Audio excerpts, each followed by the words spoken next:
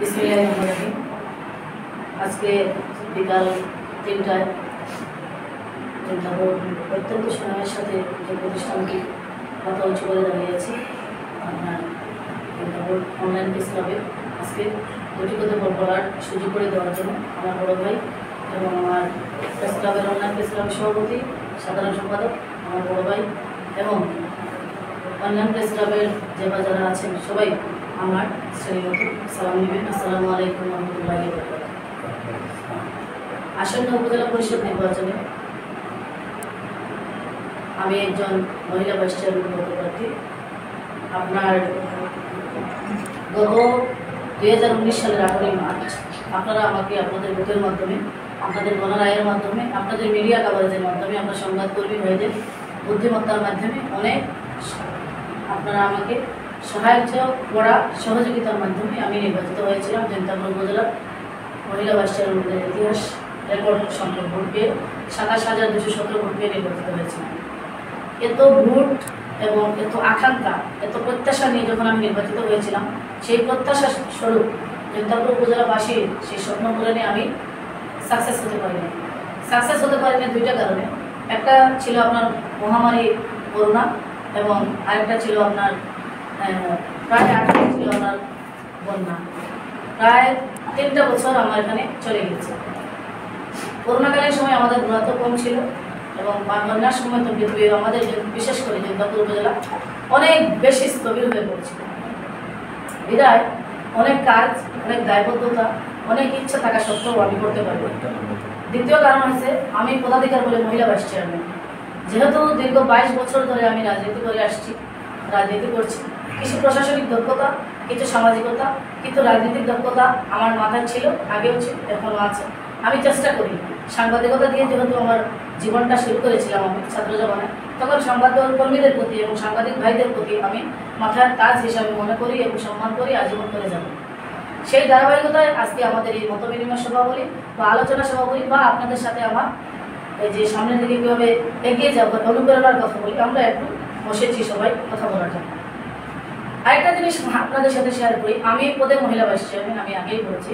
বাংলাদেশ সরকারের power of attorney হচ্ছে আপনার উপজেলা পরিষদের চেয়ারম্যান। যখন উপজেলা পরিষদের চেয়ারম্যানের সাইনিং পাওয়ার এবং ইউনো মহোদয়ের যৌথ সিগনেচারে জৈন্তাপুর উপজেলার সকল ধরনের ইয়েগুলা আপনার সিগনেচার ইয়েগুলো হয়, হ্যাঁ, বিল ভাউচার সব কিছু দুজনের সিগনেচারই হয়। আমাদের কোনো সাইনিং পাওয়ার না থাকার কারণে ইচ্ছা করলেই একজন উপজেলা চেয়ারম্যান আমাদের দিতে পারেন না, আবার ইচ্ছা করলেই আপনার দেওয়ার ইচ্ছা থাকে না। কারণ আমার সাইনিং পাওয়ার আমার সরকার দিয়েছে।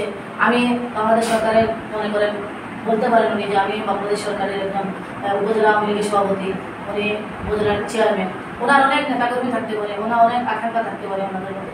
বিভিন্ন কারণে বিভিন্ন কাজ দেখিয়ে বলে কয়ে হয়তো বলছেন যে করি না, তুমি এই জায়গায় দিতে চাচ্ছ, আমি এই কাজটা আমার মানুষদের করাই ফেলি, তুমি এটা করে নিও বা করে দিয়ে দাও। কিছু মনে কষ্ট ছিল, কষ্ট থেকে অথবা আশা আকাঙ্ক্ষার ফলস্বরূপ আপনারা আমাকে যে উপজেলা পরিচিত করতেছিলেন, আমি সেটার প্রতিফলন ঘটাতে পারিনি করোনা, বন্যা এবং কিছু প্রশাসনিক এবং রাজনীতির কিছু কারণে। এই কারণে অনেকে চাইলে অনেক কিছু করতে পারে, কিন্তু আমি অনেক চাইলে অনেক সুযোগ সুবিধা আমি আমার পরিণার রহমানের নাম ব্যবহার করে কোনো ধরনের কিঞ্চিত পরিমাণ কোনো ধরনের সুযোগ সুবিধা আমি নেইনি। উপজেলা মাটির সন্তান হিসাবে, এই সদরের সন্তান হিসাবে আমি চেষ্টা করেছি। আপনার যে সম্মান দিয়ে আমাকে এই চেয়ারে বসিয়েছিলেন, 5টি বছর আমি কারোর সাথে দালালি করিনি, কারো 5 টাকা মেরে খাইনি, কারো আমি জমি দখল করিনি, জবরদখল করিনি, কোনো কিছুই করিনি। হ্যাঁ, আপনার প্রাপ্তি থাকতে পারে, আপনার আশা থাকতে পারে যে আমি আপনার কাছে, আপনার কাছে অনেক কিছু পাওয়ার ছিল, আমি না পাওয়ার কারণে হয়তো আপনাকে দিতে পারি না, এটা আপনার কাছে মনোক্ষুণ্ণ হতে পারে। কিন্তু আমার এই কষ্টটা আমি আশা করবো আপনাদের কাছে চিরস্থায়ী হবে না। কারণ আমি যা পাই আমি চেষ্টা করি সকলকে দেওয়ার। আমি 6টা ইউনিয়নে 6টা ডিপো পেলাম, আমি এর চেয়ে একটাও বেশি পাই না। এখন হাওয়ার প্রকল্পে 2-1টা হরিপুর এবং আপনার দরবস্তি ইউনিয়নে পেতাম, এখন সেটাও পাই না। 2-3 বছর ধরে আপনার নিষ্পাটে টিউবওয়েল বন্ধ আছে, কারণ টিউবওয়েলের যে এগুলো এখন সেভাবে কাজ করে না, পানি লেয়ার পাওয়া যায় না, 12 ফুট নিচে চলে গিয়েছে বিভিন্ন কারণে। আরেকটা কারণ হয়েছে আপনার খুব দ্রুত আপনাদের জৈন্তাপুর উপজেলার বিভিন্ন দপ্তরে সরকারি কর্মকর্তা কর্মচারী কর্তারা খুব দ্রুত ট্রান্সফার হয়। বিদায় অনেক দপ্তরই খালি থাকে, একটা কাজ করবেন আপনি। আমি একটা স্ট্যান্ডিং কমিটির সভাপতি, দেখা গেল 2 মাস পরে 4 মাস পরে তাদের ডাকতে পাওয়া যায় না, তারা সদস্য সচিব, আমি পদাধিকার বলে সভাপতি, তারা সদস্য সচিব দেখা গেল ইচ্ছা করেই আমার সাথে তারা যোগাযোগ রাখছেন না, মনে করছেন না প্রয়োজন।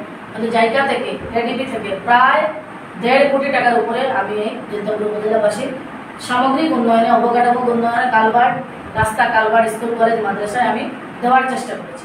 যেমন মনে করেন আপনার জায়গা থেকে 10 লক্ষ টাকার আমার গাছ ফ্যাসিলিটিজ রুম দেওয়া হয়েছে আপনার সরকারি উচ্চ বিদ্যালয়ে। বালিকা বিদ্যালয়ে আমি শহীদ মিনারের জন্য 3 লক্ষ টাকা দিয়েছিলাম এডিপি থেকে।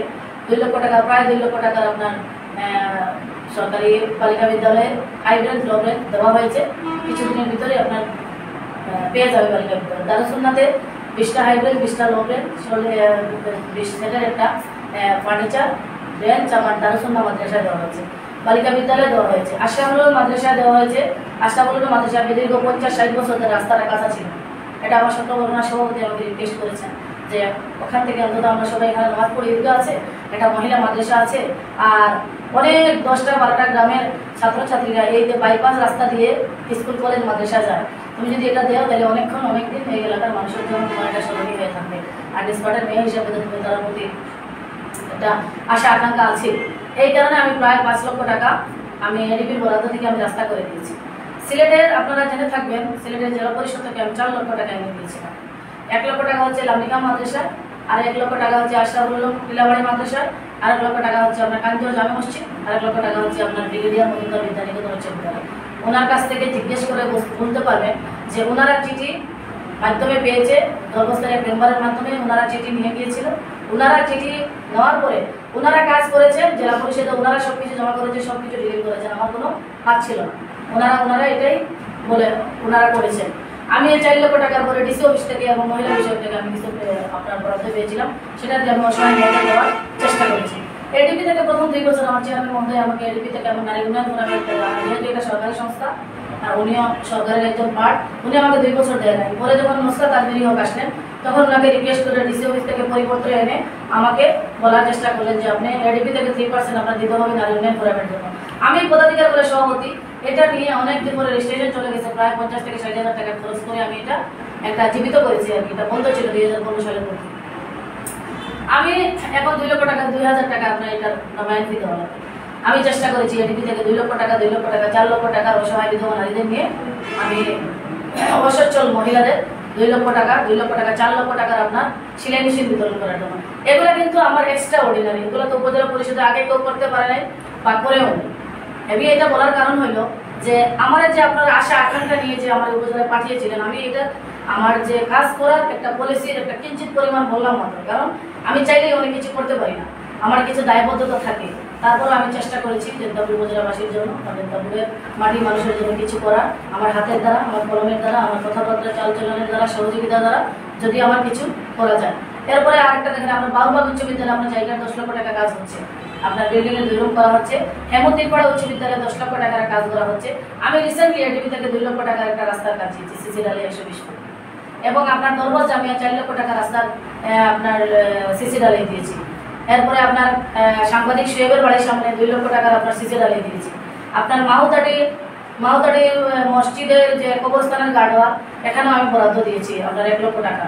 আপনার মাহমুদ আলী মেম্বার ছিলেন, ওনার বাড়ি যাওয়ার পথে রাস্তা নাই, ওনার বাড়ি রাস্তা করে দিয়েছি আমি 2 লক্ষ টাকা দিয়ে।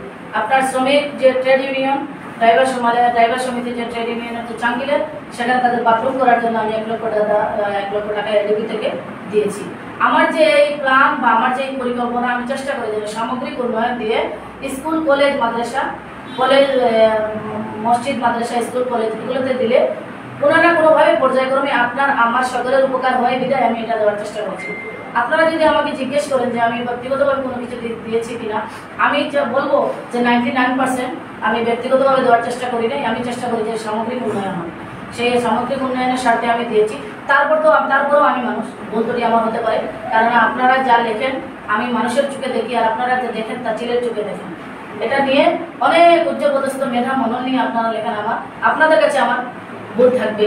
সেই ভুলগুলোকে ভুল না দেখে আপনাদের সন্তান হিসাবে, আপনাদের গুণ হিসাবে, আপনাদের উপজেলার রানী বর্তমান মহিলা ভাইস চেয়ারম্যান হিসাবে আপনারা আমার আগের যে ভুলগুলো এগুলো শুধরে দিয়ে আপনারা আমাকে একটা অনুপ্রেরণামূলক একটা উপদেশমূলক বক্তব্য দিবেন, একটা সান্ত্বনা দিবেন যে আপনি তো আগে যে বিশাল ভোট যুদ্ধে যে আপনি জয়ী হয়েছিলেন, দেখা গেল যে এই যে অবস্থান, যে আপনার যে অবস্থান থেকে যে আপনি এই নির্বাচন করার চেষ্টা করছেন, সেই নির্বাচনে দেখা যাচ্ছে যে একটা কম্পিটিশন হচ্ছে। কম্পিটিশন হওয়ারই কথা, যেহেতু আমি রানী, যে নির্বাচিত হয় নাই সে তো তার কোনো ভুলও নাই, সে কিছু করেও নাই, তার ভুলও নাই, ভ্রান্তিও নাই, সে একটা নতুন মানুষ। আর যে নির্বাচিত, যে বর্তমান রানিং মানুষ, তার কোনো ভুল না থাকলেও সে রানিং মানুষ হিসাবে সে দেখেছে 5 বছর হয়তো আপনার কাছে কিছু পায় নাই, কিছু করতে পারি নাই, তাদের কাছে মনে হয়েছে বা হয়তো যে আমি কিছু করতে পারি না। এইগুলো বলার কারণ হলো, একজন নতুন মানুষ যদি নির্বাচিত হয়, একজন উচ্চশিক্ষিত মানুষকে মানে ফেল করে কেউ যদি নির্বাচিত হয়, দেখা যাবে যে লেখাপড়া না জানা মানুষ অনেক জায়গায় আটকে যায়। লেখাপড়া জানা মানে যে সার্টিফিকেট এটা না, অনেক মানুষ লেখাপড়া স্কুলে না গিয়েও কিন্তু বাংলাদেশের বিভিন্ন জায়গায় বড় পর্যায়ে রয়েছে। এটা আপনার অস্বীকার করার কোনো উপায় নাই। পুঁথিগত বিদ্যার পরহস্তে ধন নহে বিদ্যা নহে ধন হলে প্রয়োজন, এটা বড় জিনিস না। বড় জিনিস হচ্ছে আপনি মেধা মননে আপনি শিক্ষিত কিনা, স্বশিক্ষিত কিনা। এই কারণে আমি বলবো যে আপনার 3 জন প্রার্থী আছেন, 3 জন প্রার্থীর সাথে আপনি বোনকে জিজ্ঞেস করবেন বা আপনার মেধার সাথে মননের সাথে করবেন যে আমরা 3 জন প্রার্থীর মধ্যে আমার একটা বোন আছে, আমাদের একটা বোন 5টা বছর কাটিয়েছে, আরও একজন ছিলেন ভদ্রমহিলা, উনি দুইবার সিলেকশনে আবার উনি নামমাত্র একটা নির্বাচন করেছেন, 10 বছর ছিলেন। আর আমিও বর্তমানে ছিলাম 5 বছর। 5 বছরের সাথে 10 বছরের তুলনা তো হয় না। তারপরেও আমার এই কার্যক্রম, আমার এই চলার পথ, আমার এই মানে সামাজিকতা, আমার এই পলিটিক্স সব কিছু মিলিয়ে যদি মনে হয় যে আমার সাথে বা আমার যে অনুপ্রেরণামূলক আমার চলার পথকে কীভাবে সুগম করা যায়, কীভাবে বিজয়ী হয়ে যায়, কীভাবে বিজয়ী করা যায়, এই একটা রাস্তার যে সহযোগিতা, সেটা আপনারা অন্ততপক্ষে আপনাদের কাছে আমি মিডিয়ার কাছে আমি আশা করব। আশা করার এখানে তো পক্ষপাতিত্ব না, আমার যে কার্যক্রম, আমার যে জায়গার বরাদ্দ, আমার যে এডিপির বরাদ্দ, আমার যে রাজস্বের বরাদ্দ, আমার যে মহিলা বিষয়কের যে আপনার মহিলা অধিদপ্তরের যে বরাদ্দ, আমি যেগুলো পেয়েছি সেগুলো আমি ঠিকমতো জায়গার মধ্যে দিতে পেরেছি কিনা, আমি দক্ষ কিনা, আমি পলিটিশিয়ান কিনা, আমি রাজনীতি বুঝি কিনা, আমি সামাজিকতা বুঝি কিনা, পরিচালনা করা এইভাবে বুঝি কিনা, আপনাদের বিচারে আমি কতটুকু, এটা আপনারাই বিচার করবেন। আরেকটা জিনিস আমি আপনাদের কাছে বলবো, যেহেতু এটা একটা সম্মানিত চেয়ার, আমাদের বলা হয় সম্মানিত মহিলা ভাইস চেয়ারম্যান। আমার পরিচয় মানে আপনাদের পরিচয়, আর আপনাদের পরিচয় মানে হলো জনতাবাসীর পরিচয়।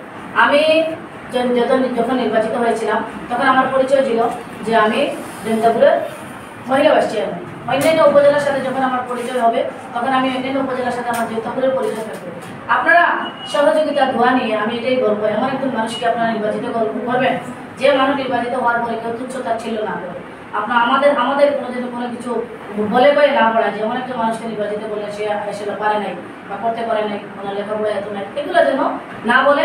আমি চাইবো আপনাদের কাছে আমার উদাত্ত আহ্বান থাকবে যে আপনাদের এই সহযোগিতাটুকু পাবো যদি আমি আপনাদের চোখে মনে হয় বা আপনাদের মেধার কাছে মনে হয় যে এই বোনটা পরিষদ চালানোর যোগ্য। আমি রানিং 5 বছর চালিয়েছি, বছরে আমার হতেই পারে। আপনাদের সহযোগিতা কামনা করছি। আমার মার্কা সেলাই মেশিন, সবাই আমার জন্য দোয়া করবেন। আমি আপনাদের এই প্রেস ক্লাবের উত্তরোত্তর সমৃদ্ধি এবং সাংবাদিক ভাইয়েরা যারা আছেন তারা, আমি মনে হয় আমি যখন সাংবাদিকতা করি তখন হানিফ ভাইকে পেয়েছিলাম, উনি পত্রিকাতে ছিলেন তখন, মাত্র ইমরান আহমদ মহিলা কলেজ সবেমাত্র শুরু হয়েছে। আমি ইমরান আহমদ সরকারি মহিলা কলেজে 2nd ব্যাচের ছাত্রী। তখন পরে আমি ট্রান্সফার হয়ে দুইবারই কলেজে গিয়েছিলাম। ওনার সাথে আমি চুলদাড়ি এখন সাদা হয়েছে, উনি আগে ইয়ানুজার থাকতে 2004 সালে আমি ওনার সাথে আমার দেখা হয়েছিল ইমরান আহমদ মহিলা কলেজে, আর আমি পেয়েছিলাম আমার সাব্বির ভাইকে। সেই সুবাদ থেকে আমরা অনেকেই এখন আমাদের মহলটা বড় হয়েছে, আপনারা আমাকে সম্মানিত করেছেন, আপনাদের মহিলা ভাইস চেয়ারম্যান, আর আপনারা আমার মাথার তাজ। সেই আপনারা, আমি চাইবো যে আপনারা আমাকে আবারও সহযোগিতা করে লেখনীর মাধ্যমে, কথার মাধ্যমে, কথা বলার মাধ্যমে, সামগ্রিক যৌথ প্রচেষ্টার মাধ্যমে আপনারা যেন আমাকে আবারও বিজয়ী করার চেষ্টা করবেন। যদি আপনাদের চোখে মনে হয় যে আপনার বোনটা ভুল করেছে আগে, এবার আবারও সুযোগ দেওয়া যায়, আর আপনাদের অন্যান্য প্রার্থীর চেয়ে মনে হয় যদি, তাহলে আপনার লেখনীর মাধ্যমে অনেক কিছু ফুটে তোলা যায়। আপনাদের কাছে আমি সহযোগিতা চাইব, সমর্থন চাইব, এবং আপনার লেখনের মাধ্যমে আমার যে চরিত্র, আমার চলাফেরা, আমার চলার ধরন, আমি যে 5 বছর পরিষদ চালিয়েছি, সেই চালানোটাকে আপনারা বিবেচনা নেবেন। আর সবাই ভালো থাকবেন, ভুল ত্রুটি হলে মাফ করবেন। আসসালামু আলাইকুম ওয়া রাহমাতুল্লাহি ওয়া বারাকাতুহু।